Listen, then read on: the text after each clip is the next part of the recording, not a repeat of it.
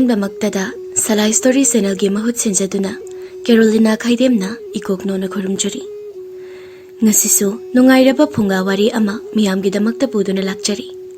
ꯋꯥꯔꯤ ꯑꯁꯤꯒꯤ ꯃꯃꯤꯡꯅ ꯄꯥꯃꯨ ꯁꯪꯒꯥꯏꯅꯤ ꯈꯜꯂꯨꯕ ꯁꯥꯔꯪ ꯑꯣꯏꯔꯝꯂꯦ. ꯋꯥꯔꯤ ꯑꯁꯤꯕꯨ ꯏꯕꯤꯔꯛꯄꯤꯅ ꯄꯥꯟꯊꯣꯏ ꯑꯣꯀ꯭ꯔꯝ. ꯍꯧꯖꯤꯛ ꯋꯥꯔꯤ ꯑꯁꯤ ꯍꯧꯖꯔꯛꯂꯒꯦ, ꯃꯌꯥꯝ ꯄꯨꯟꯅ ꯇꯥꯃꯤꯟꯅꯔꯁꯤ.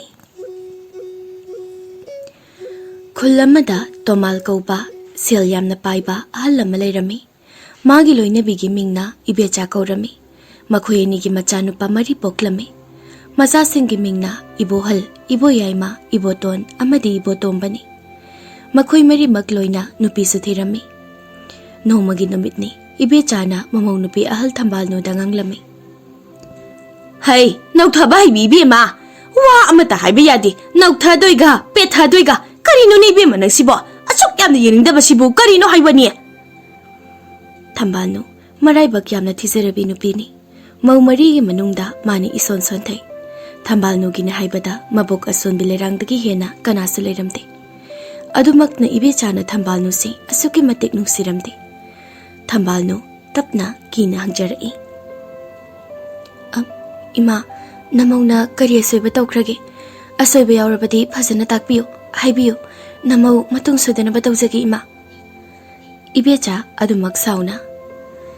ꯏꯁ, ꯍꯩꯈ꯭ꯔꯦꯗꯀꯣ ꯄꯥꯎꯈꯨꯝꯒꯗꯤ. ꯇꯥꯛꯄꯤꯌꯨ ꯍꯥꯏꯕꯤꯌꯨ ꯒꯥꯏꯗꯅ. ꯑꯩꯅ ꯉꯁꯥꯏꯗ ꯅꯠꯇ꯭ꯔꯣ ꯀꯩꯗꯒꯤ ꯐꯧꯗꯨ ꯈꯥꯏꯗꯣꯛꯂꯒ ꯈꯔ ꯁꯨꯔꯝꯃꯣ ꯍꯥꯏꯕꯗꯣ? ꯍꯧꯖꯤꯛ ꯐꯥꯎꯕ ꯅꯪꯅ ꯇꯧꯔꯝꯗ꯭ꯔꯤꯕꯁꯤ ꯌꯨꯝꯁꯤꯗ ꯂꯦꯝꯖꯥ ꯆꯥꯔꯒ ꯂꯩꯒꯦ ꯍꯥꯏꯔꯤꯕ꯭ꯔꯣ ꯅꯪ? ꯏꯃꯥ, ꯏꯇꯣꯝꯗ ꯈꯥꯏꯕꯗꯨ ꯌꯥꯔꯣꯏꯅ ꯏꯅꯥꯎꯇꯣꯟ ꯂꯥꯛꯂꯒ ꯇꯧꯃꯤꯟꯅꯁꯤ ꯍꯥꯏꯕꯒꯤ ꯉꯥꯏꯕꯅꯤ. ꯊꯕꯛ ꯑꯃ ꯇꯧꯕ ꯃꯇꯝꯗ ꯏꯅꯥꯎꯇꯣꯟ ꯍꯥꯏꯗꯅ ꯇꯧꯗꯨꯅ ꯂꯩꯔꯤꯁꯤ ꯀꯔꯤꯒꯤꯅꯣ? ꯃꯤ ꯌꯥꯎꯗ꯭ꯔꯗꯤ ꯅꯪ ꯇꯧꯕ ꯉꯝꯗ꯭ꯔꯕꯔꯣ? ꯌꯥꯅꯤ ꯏꯃꯥ, ꯑꯩ ꯈꯥꯏꯖꯔꯨꯔꯒꯦ. ꯍꯦꯛ ꯍꯥꯏꯔꯨꯔꯗꯤ ꯌꯥꯅꯤ ꯏꯃꯥ, ꯇꯧꯒꯦ ꯏꯃꯥ. ꯆꯤꯟꯗꯣꯟ ꯂꯩꯇꯣꯟꯗꯤ ꯐꯈ꯭ꯔꯕ, ꯈꯨꯠꯇꯤ ꯁꯨꯡꯌꯥꯎ ꯍꯦꯛ ꯌꯥꯎꯗꯕ ꯅꯠꯇ꯭ꯔꯣ? ꯇꯟꯖꯥꯗꯨꯗ ꯀꯩꯊꯦꯜ ꯊꯣꯛꯎꯕ ꯃꯧ ꯑꯇꯣꯝꯕꯤ ꯏꯅꯨꯡꯗꯣ ꯍꯜꯂꯛꯂꯝꯃꯤ. ꯃꯅꯦꯝꯅ ꯃꯆꯦꯗ ꯉꯥꯡꯉꯤꯕꯗꯨ ꯇꯥꯔꯒ ꯃꯥꯅ ꯐꯠ ꯈꯨꯝꯃꯛꯑꯝꯃꯤ. ꯏꯃꯥ, ꯀꯩꯗꯧꯔꯒꯦ ꯏꯆꯦ ꯍꯟꯗ ꯉꯥꯡꯕꯤꯔꯤꯁꯤꯕꯣ?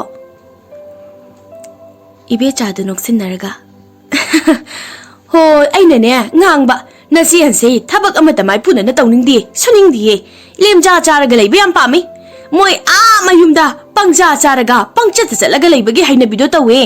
ꯑꯗꯨꯒꯤ ꯁꯨꯝ ꯏꯃꯥꯅ ꯉꯥꯡꯕꯅꯤꯗ. ꯅꯠꯇꯦ, ꯏꯕꯣꯇꯣꯝꯕꯗꯤ ꯊꯕꯛ ꯆꯠꯈ꯭ꯔꯕꯔꯣ? ꯍꯣꯏ ꯏꯃꯥ, ꯆꯠꯈ꯭ꯔꯦ. ꯁꯦ, ꯏꯅꯦ ꯃꯦꯝꯆꯥꯒꯤꯗ ꯐꯤ ꯑꯅꯧꯕ ꯀꯥꯔꯛꯑꯝꯃꯦ. ꯏꯃꯥꯒꯤ ꯂꯩꯔꯛꯄꯅꯤ, ꯄꯥꯝꯕ꯭ꯔꯥ ꯌꯦꯡꯉꯣ ꯏꯃꯥ. ꯏꯕꯦꯆꯥ ꯌꯥꯝ ꯍꯔꯥꯎꯅ ꯐꯤꯗꯨꯗ ꯌꯦꯡꯉꯒ ꯍꯥꯏꯔꯤ. ꯑꯃꯨꯛꯁꯨ ꯊꯝꯕꯥꯜꯅꯨꯗ ꯃꯃꯤꯠꯇꯣ ꯄꯩꯅ ꯌꯦꯡꯉꯤ. ꯏꯁ, ꯑꯣꯟꯊꯣꯛꯅ ꯐꯖꯈ꯭ꯔꯦꯗ. ꯏꯃꯥꯅ ꯄꯥꯝꯖꯕꯤꯗꯣ ꯍꯦꯛ ꯊꯣꯛꯑꯦ.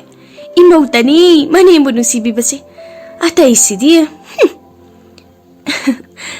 ꯏꯃꯥ, ꯌꯥꯔꯦꯁꯦ, ꯏꯃꯨꯡꯗ ꯐꯖꯅ ꯄꯣꯊꯥꯕꯤꯔꯨꯔꯣ.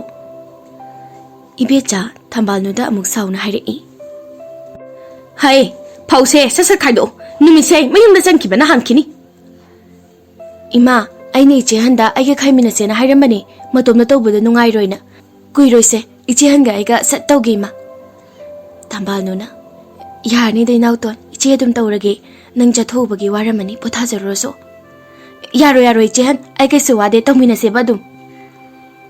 ꯏꯕꯦꯆꯥꯅ, ꯏꯁ, ꯉꯁꯥꯏ ꯈꯩ ꯇꯧꯕ ꯀꯩꯗꯧꯒꯦ ꯑꯗꯨꯗꯤ? ꯍꯧꯖꯤꯛꯇ ꯑꯐꯕꯤꯃꯨꯛ ꯁꯥꯔꯤꯗꯨ ꯌꯦꯡꯅꯤꯡꯗꯦꯅꯦ. ꯏꯕꯦꯝꯃ ꯅꯪ ꯑꯃ. ꯑꯁꯤ ꯍꯥꯏꯔꯝꯕꯒꯤ ꯏꯕꯦꯆꯥꯗꯣ ꯐꯦꯠ ꯂꯥꯎꯅ ꯏꯃꯨꯡꯗ ꯆꯪꯈꯤꯔꯝꯃꯤ. ꯏꯆꯦ ꯍꯟ, ꯀꯩꯁꯨ ꯈꯜꯂꯨꯅꯨꯀꯣ. ꯏꯃꯥꯁꯦ ꯅꯣꯡꯃ ꯅꯠꯇ꯭ꯔꯒ ꯅꯣꯡꯃꯗꯤ ꯁꯣꯏꯗꯅ ꯋꯥꯈꯜ ꯇꯥꯔꯛꯈꯤꯅꯤ. ꯊꯝꯕꯥꯜꯅꯨ ꯃꯄꯤ ꯏꯔꯥ ꯆꯦꯟꯅ ꯇꯞꯅ ꯈꯨꯝꯂꯛꯏ. ꯏꯆꯦ ꯀꯩꯁꯨ ꯈꯟꯗꯦ ꯏꯅꯥꯎꯇꯣ. ꯑꯩꯁꯨ ꯉꯥꯏꯔꯤꯕꯅꯤ ꯏꯃꯥꯅ ꯑꯩꯕꯨ ꯅꯨꯡꯁꯤꯕꯤꯔꯛꯄ ꯃꯤꯀꯨꯞꯇꯣ. ꯑꯁ, ꯌꯥꯔꯤꯁꯦ ꯏꯆꯦ, ꯐꯧ ꯈꯥꯏꯔꯨꯔꯁꯤ ꯂꯥꯛꯑꯣ. ꯑꯃꯨꯛ ꯑꯩꯈꯣꯏꯒꯤ ꯂꯤꯟ ꯑꯅꯤꯗꯣ ꯍꯜꯂꯛꯑꯗꯤ ꯁꯨꯛꯇꯣꯛꯀ ꯁꯨꯛꯆꯤꯟꯒ ꯑꯃꯨꯛ ꯇꯧꯔꯛꯑꯅꯤꯕ. ꯑꯗꯨꯅꯤꯒ ꯑꯗꯥꯅꯤꯒ ꯑꯍꯜ ꯂꯃꯟ ꯁꯥꯗꯅ ꯑꯃꯨꯛ ꯇꯧꯔꯛꯑꯅꯤ. ꯑꯩꯗꯤ ꯁꯨꯡꯅꯨꯡ ꯍꯦꯛ ꯅꯨꯡꯁꯤꯗꯦ ꯏꯆꯦ ꯌꯥꯏꯃꯒ ꯏꯆꯦ ꯇꯣꯟꯒꯁꯦ. ꯀꯃꯥꯏꯅ ꯇꯧꯕꯅꯣ ꯈꯪꯗꯦ. ꯍꯩꯍꯩꯗꯦꯅꯦ, ꯑꯗꯨꯃꯥꯏꯅ ꯅꯊꯛꯀꯤ ꯑꯍꯟꯗ ꯍꯥꯏꯒꯅꯨꯀꯣ. ꯏꯆꯦꯍꯜ, ꯌꯨꯝꯁꯤꯗ ꯂꯩꯃꯤꯟꯅꯔꯤꯕ ꯃꯤꯁꯤꯡꯁꯦ ꯋꯥꯈꯜꯂꯣꯟ ꯑꯃꯠꯇ ꯃꯥꯟꯅꯗꯦ. ꯏꯆꯦꯍꯜ ꯈꯛꯇꯅꯤ ꯅꯅꯥꯎꯅ ꯅꯨꯡꯁꯤꯔꯤꯕꯁꯤ. ꯑꯩꯒꯤ ꯍꯦꯛ ꯄꯣꯛꯃꯤꯟꯅꯕ ꯏꯆꯦꯒꯨꯝꯕꯅꯤ ꯏꯆꯦꯍꯜꯗꯤ. ꯏꯆꯦꯍꯜꯗꯤ ꯅꯅꯥꯎꯗ ꯄꯥꯎꯇꯥꯛ ꯀꯌꯥꯁꯨ ꯇꯥꯛꯄꯤ. ꯏꯆꯦꯍꯜ, ꯅꯪꯁꯤ ꯃꯥꯂꯦꯝꯁꯤꯗ ꯑꯇꯥꯡꯕꯤꯅꯤ. Nachana na Waikoibu chap manaba mityengda yengbibasу ngambibase. Iche han aisu iche halgumna thauna phabi janu ningol haibado iba ngamjage ko. Asi hairaga inungdo thambalnugi makong sokna khoirumge tawrei. Thambalnu ikhang khangna manawbo hogatpiduna. Hai kainu tawhaidini hogoluse. Inausu wakhal tabini. Isena masak munna khang. Parese lao iche gane phaudo khaido urasi. Hoi chehal. Asi hainaraga mau anido kai tamna changkhiduna phaudo khaiminaraga phajana suminarame. Inung mapam sel pairasu nongmata napal kajade mache thambalnubu mana yamna nungsijarame. Aduga mau yaimaga ahum subigade napal yamna karame. Moi mangaire haibagi misu kaya usitlamde. Mau yaimagi mingna kombirei kaurami. Mau ahum subigina kaboklei kaurami. Nongmagi numitni mau yaimaga ahum subigado khatnarame. Kombireina. Hai, nang na ibu kai thelda suning da bi mauni aduni adani kai draga harimi di kari ginang nang na ha. Kombirei yam usittana. Ayo, pan bro dubo. Ai di ise yai ni di hairam de ko. Hai, ai suloi na khangba jat ni ko. Ho ai gi sune mi yam na lei pau tamak na ba khangabra. Aduna ni loi na ma khangba jat ni. Matung manaw hairam madi ne kaya nungai na ro khangedana. Tanjadada makui bungo tomato thongalomdagi makhut yetana saisu do paiduna mong hadana tapna hairei. Hai imongsa kaido bo yawge ne sumangsida lep leptana leinari basibo. Kumbireido yamna wakhal tabi saduna khumai. Bajiya kaisu thoidok bo yawjede sum inauga iga wa ma sum tanarambani. Tanarira launarira thonga phawba taine. Noina watana bado yumsi ahal laman panba yumni haibadi kauganu ko noi kabok leina bajibu kai chatpiru bano namau kai kai tawzaruge bajia kombire mapukningda yamna nungsidana soli is kaya thama ta dai de minu yenguni ha baji kai kai tawruge kaidana ying dabana sakta sika kai thuina tawse sarino Yare imo wema. Nanim dia karai de lekia. Ai bu dia dia. Kombireina. Bazia imadi kuntak lomda imabo hui da chatkiye. Iye. Pare. So. Noisho kari no tawjaruro. Asi hairamaga tomando imungda tapna changkirami. Mau ani dusu paithokna duna magi thokpa changnakre. Numidangi matamni thambal nodo chakhumda chak thongi. Ibe chado changaktuna amuk kari ngangbam lege haiduna koying yengai. Ibe chahoigi imungsi mau yamjarasu chakhumdi tongandre thabak pumbadi thambalnuna ayamba tawrame. Inungsu machehalgi matengdi adumak tawbirame. Kombirega kabok legadi thabak kaya yawramde. Ibe chana. Hai, kari injang thongdoino? Thambalnu tapna. Ima hawai mubiga alu ngangbaga yongchaka iromba matawrage. Aduga khazin khara moita chawna leire adu ma kanghongge tawbani is nakhutunaga irolaga chabanga moi hore ne irombado mau atombira mau yaimera kanano malon halu nangnaga lonba yaroi ko chaktu sasalo silo ai jagam lama bani hoima ai tawjarage wangang da khak phajabi bi ma ai bu ne wayang ngang bi tan ganu ko sasat na thawdo pukning changna to Asi hairamaga ibe chado thokirami. Thambalnu wakhal nungaitana manemna thokibado kana leijadrabi dusonbi amagumna yengduna lehawe. Chak loiraduna inungna irole. Mayamdo pulap cha ising chanaraduna makhoi atai geidi loina hogatnakre. Maumari do khaktang lehawe. Kombireina yam tanna hairei. Isia inausa kuansi hayeng phengase ngasidi chak yam chasulubagi yam ware.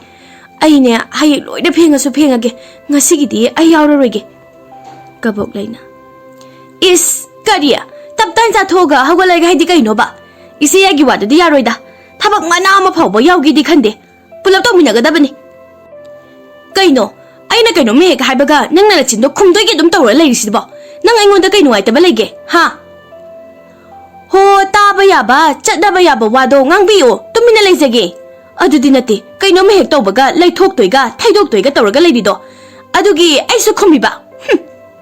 Thambal nuna. As karino na bani bo ima baji hoina taki batari. Yarise ahing ne lukhak namsin ba phatte. Aduna iche dum loisilamage. Noi waradi potha jaruroso. Kombire harauna. Hoi iche nanau se ngasidi ya ware. Hayingi sarukto aidum tawrage. Ngasigidi nanau hago charage ko. Asi hairamaga kombire do phat hawgatuna chatki. Kabok leina. Is masaksiga kari karamba thabak tawdana yam wari kaidanaga haja sarino sibo. Mata dai bisidi. Taptan sa thoga yingdabana hoiba. Inungna. Ise tonju potha jaruro ise hanga nanauga dum tawhorage. Kabok lei ikai khangdagi. Aha, yanida adum puna tawminarase. Ado isi hal ahing lukha namsin ba phatte haisigi wahan thoksibu kaino. Ichi haigise munna taw.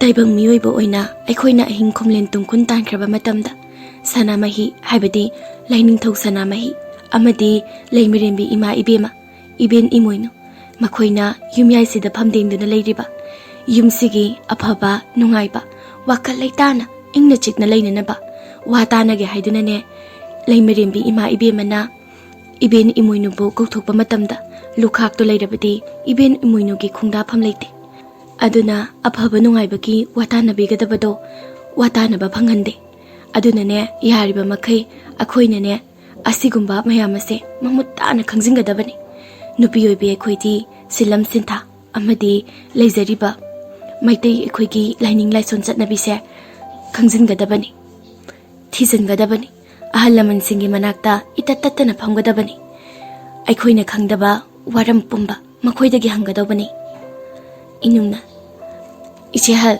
nangse akhoigidi ani subi imani ichehanga punna lemina ba phangbase nanaw akhoigidi laibak yamna phai kabok leina aina hana khanglamdaba kaya ichehal na ngasi wakhan tahanbiri matungdasu nanaw akhoina khangdaba kaya kya takpiyo ko ichehal inung kabok legi ngasi gi wangang sida ngakna yengduna mache tonbu kawri cheto kedawragi nawton nang namu khang kau kawri sina kem tawdeda sum kangningak pa ido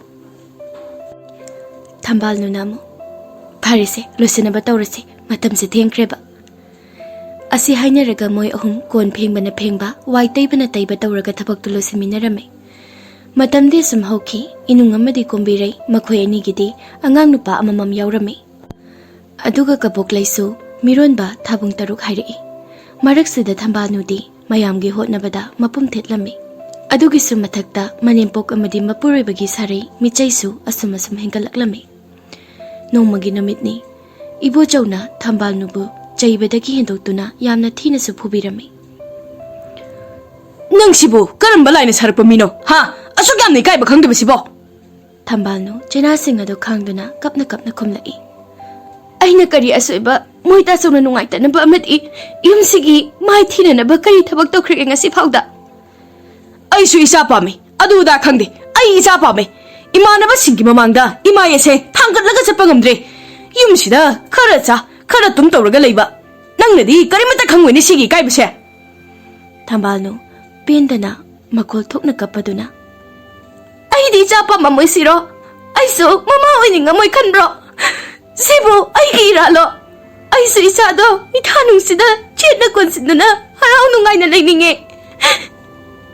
tanjada da ibe chana amu ibo chawkya sawbaduda hena sawrasanu haibagi matagum higai wa tawrai hai adugumba taxi ga sinaida bana tawduna ne namita nacha uba phangribado nawana purobani khangda kai chongsin ngangdra tawrido yamna phattabani ko pharasu phatrasu iwa ipuroiba haibase mitna uba isone hainaribani khangabra takpi tambiraktabagi hongnabido tawrakanu yumsida thambal nu aduma kapli yam penjadana khumlai kaino imana habiridubo aina karaida moita sawdung si thawoida batawkhrabage ima hai kaiginu nangna imana ngam na chin khumida ha asi hairaga wakhan kari sukhantaba tawda ibo chawna thambal nu gi mamaida sapu kanna khubangna thajile ai khangrana kashulaidabi nangumi amana aigi imada nachinga khumba sharadana thajillo khare yamda machinda du thugayune Mahai yandabisidi nang ama laibagi karisu kanadine khangabra. Tanjaduda inungdo machegi manak tamna laktuna machebu magi tungna thambiduna tapna ibochawda hairei. Kainoi teina tawbirisibo adumna tawbobo haunabroite. Ibechadu sauna. Hai mawa tombi nang sida tholo. Lao sida nangina thau yaudine. Ai apa sarakanu sida. Kainoda ima yum sida leiminaraga khatna chainaba yaurukpada khamdo khamjin tawba haibase hauna sane. Imana itaibu khamjin bigadra hairaga imana sumai chubiri bu kaigino.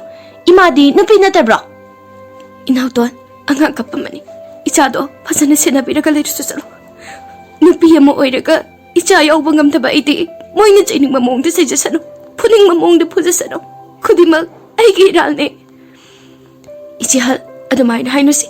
Ichihal ginara kaisu yaudi esida. Karigi aduk sondaribano. Nanawai kholei sidi ichihal. Pupang sundabi aini. Aduna aigine haibada kanhamta leite. Aduna su siyong na inawabani. Hai nang ya warabro. Ha sida leibida waradi chapigro leibina no yum sida. Asi hairaga ibo chawdo amukso thambanu bu phuna na bajinsin ge tawbada manaw na pi leibada amuk chap lepi. Kaino deite adumandi tawbirakanuda. Mawo tombi nang thokramta yam ware haibinina hojik mapamna thiluge. Ite amta tathabiyo kai dawrake. Hai mawo tombi Migi matai manau khanabada nang yaurunu chalo na thau tu chalo ne. Hai ibo tomba lau sida nangi nu pisam su chingtho lawo sida ahaya pa saraga leirise. Ima ahalama oiradi wakal tabiyo adumna tawbigano kai tawgi ima.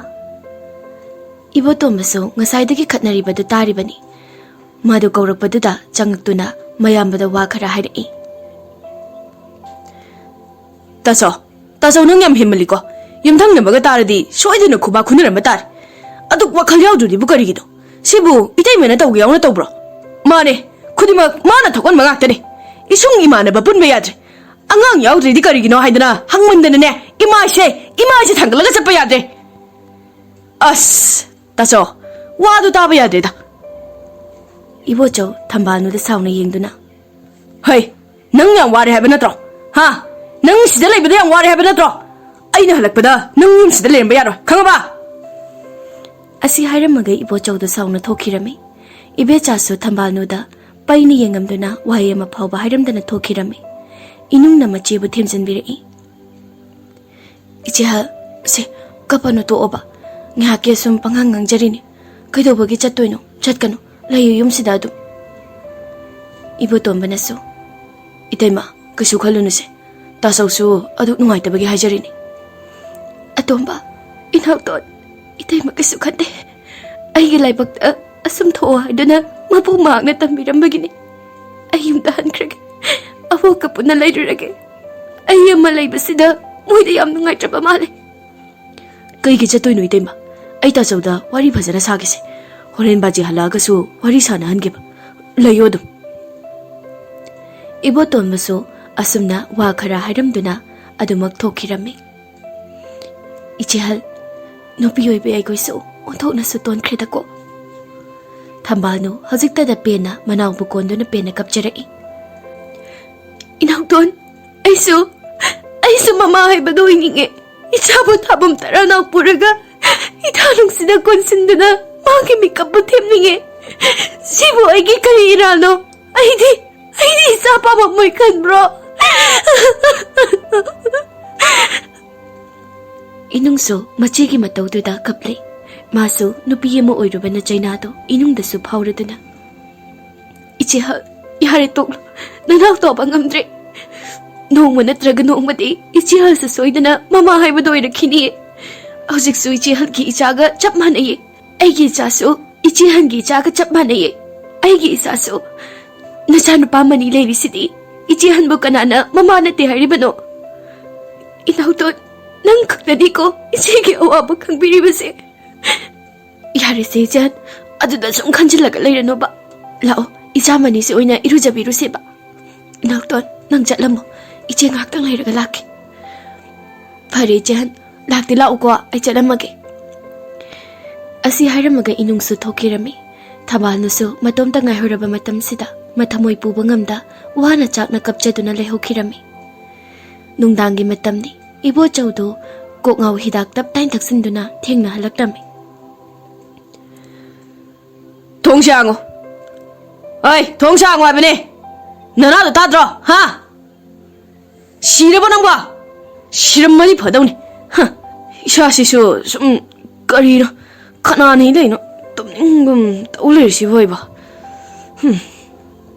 Thambanu thongdu tapna hanglai. Changbiro mapana sum leirido ingani.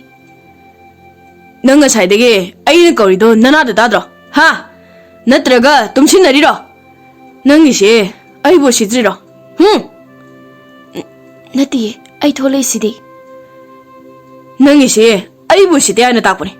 Adu oredi ngasi. Asi haraga Thambanu masamdo lukhamdagi kanna tap pairaga yam akibagi saktam loduna yathak yakha anido siksinaduna ngangduna hairai. Nang laurubadagi aise ngasi mimang thobane khangaba. Nupi mo oiraga isa phawa piba ngamdaba. Nangbo aigi loinabini aina ngasi phawa leminariba aise malensida khwaidagi pangba mini. Thambanu masamgi chaina khangduna mapi ira chenduna yunggi mi sing takhini haibagi matagom tapna hairai. Moitaso samje thadokpiu khudima aina soiba ngaktane aibo amta ngakpiu si samje thadooba. Ibocho makhodo anumak phairi tawna sauna nganglai. Nangna ngakpiu hairaga aina ikaiba nangiba isung imanabagi mamangda imaese haigalaga chappa ngamdribase farakadra, ha?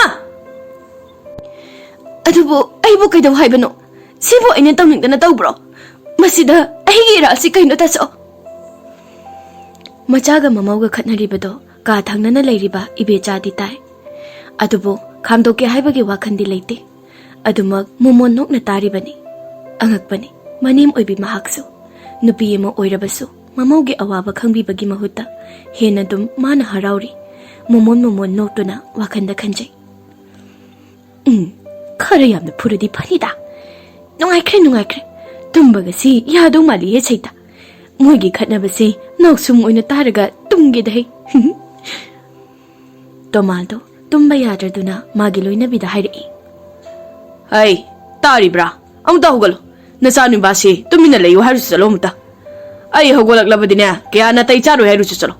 Mana tawribase yamni henmalabani ko. Hai, ta dabrani nangbo.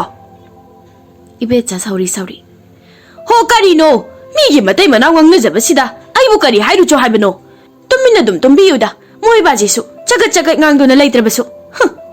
Hai, ai ama leiribasi karimata thawai usitabagi wara noigise, ha? Nangsu wakhal yamna tasilaktrabadine lichai lakani ko. He. Asumna ngangna duna ahingdumasu hokri. Hana yamna pharamba ibochausu mine insinba made ibechagi matawdugana hena mathoi kakiduna aphapata karimata khangkhidri. Nungti numit khudingi Thambanu otpanaiba asum hengalaklame. Thambanu khangba yaba makhaidi khangjai adubu masu miyoibani kayam kuinabu khangba ngamgani mapuroiba mahakna thawai bidrabada. Thambanu kapna inungda ahingi wari pumba tamduna magi penjadaba singdo phongdokjarai.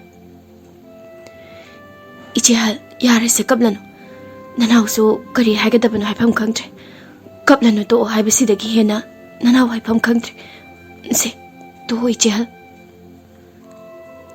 inau to nupi oibi ekhoi yumnak sagai honglaklaba matung sidadi ipuroibagi minungsi migyeng makhada leicheraga awa nungai pumpalam thegnagadabani. Adubu aigadi kada charana matang charabasu magi minungsigi makhada hingjarabadi pendaba nungaitaba karisu leiramloi.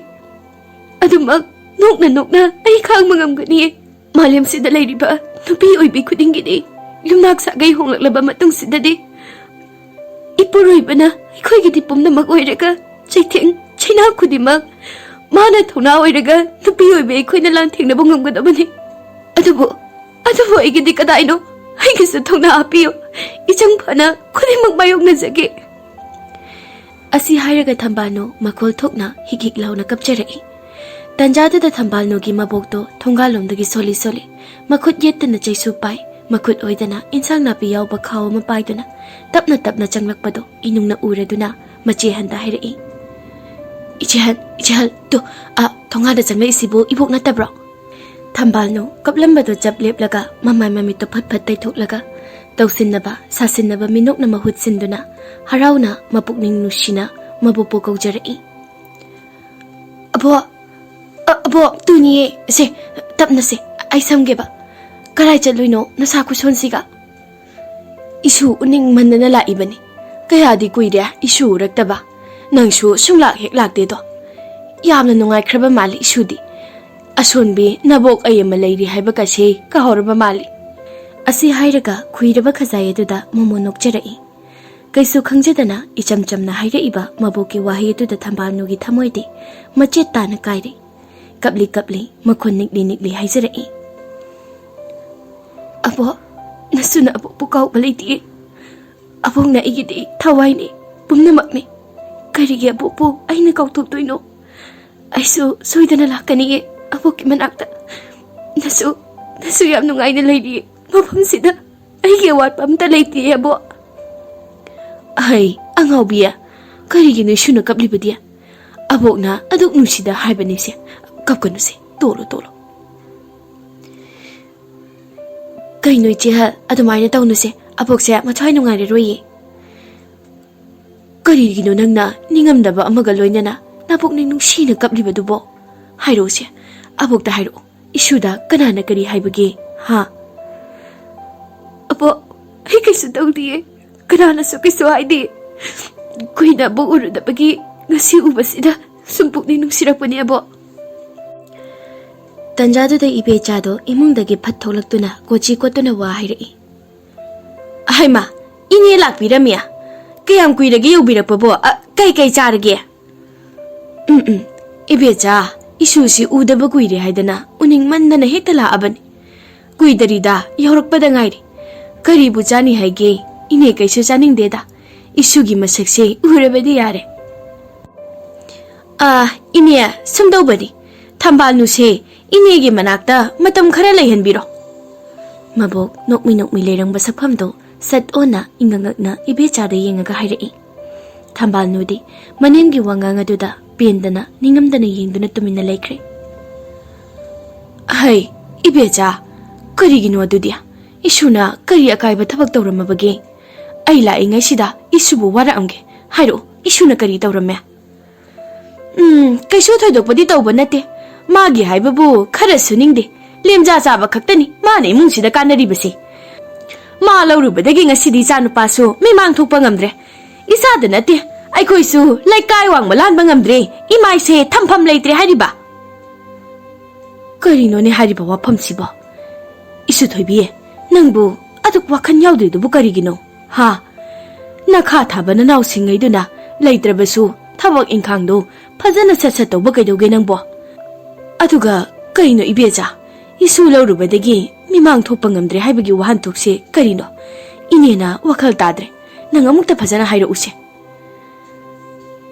Inungna kaino imana ibokta ngangidubo. Hey, sida nangina thaukai lege. Ha, laifam thokpa tumina layo. Aingondagi wa chagat ngangakano khangabra. Hey, ngangbino isu singda. Karino haibado mayek sengna ineda mamutana hairo ibecha. Hoide inge wasi koithoktuna leibagi kanabasu leite. Sengna hairabada thambanu se inila ikansida pubikrosini aina hoji pamibasi. Pukhidoi sigi maramnane yengo laikai sida mamu suningdaba mau kana amata leite.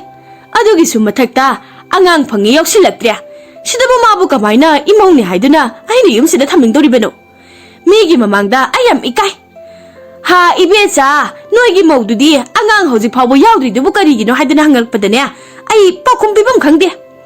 Ama phange hekta hangakani ama thingnarasu noigi maudubu angang kaya surabage sida hangakpadane imai se thongan wangma lando bangamdre tasengna hairabada.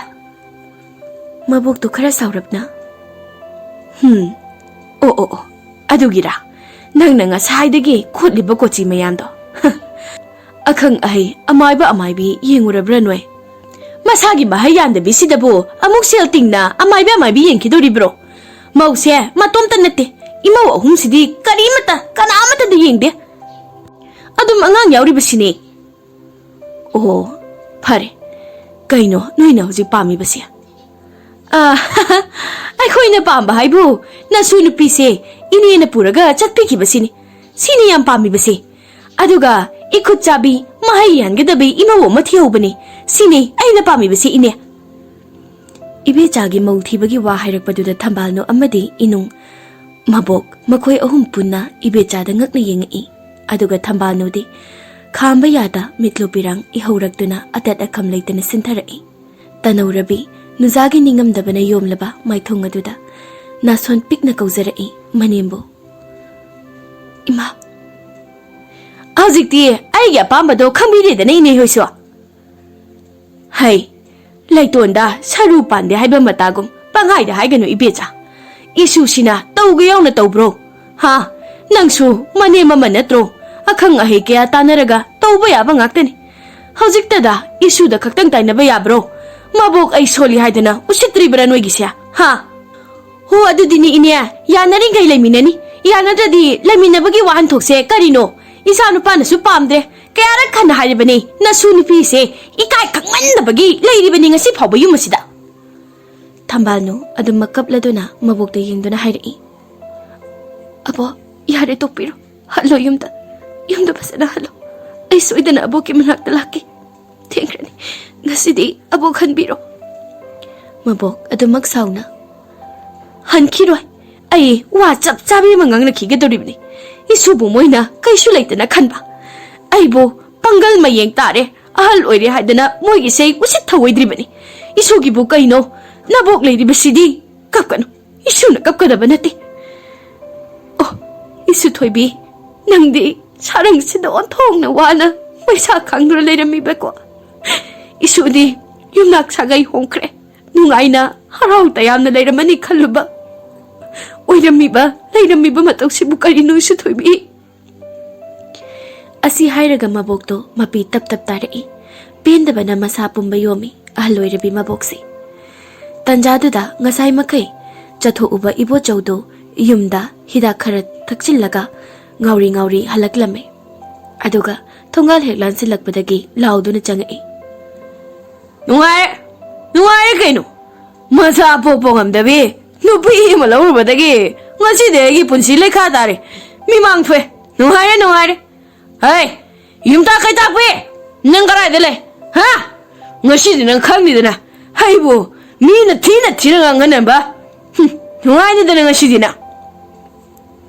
hai kainu nang na hari bado bo ha ibo chau laurambado chaplep laga mamitu uiri pangaga nganga iba mi do kanano haiduni yengdakpada thambal nugi mabok oiduna leirambadada khara khautak chai adubo hidaki mayaina kari sukhantadana adubak machin khumai abo lakpirami nasu nupise purage airibro khara thuna yangna pubikro amuk anna thabirakano nasu nupa wakhal takhrabaina ikut sangjau tara lonaraga khurumjari yabo pubikro Asi hairagi hekta maboki makhong waida hidak ngaubaga kaiga tutharai.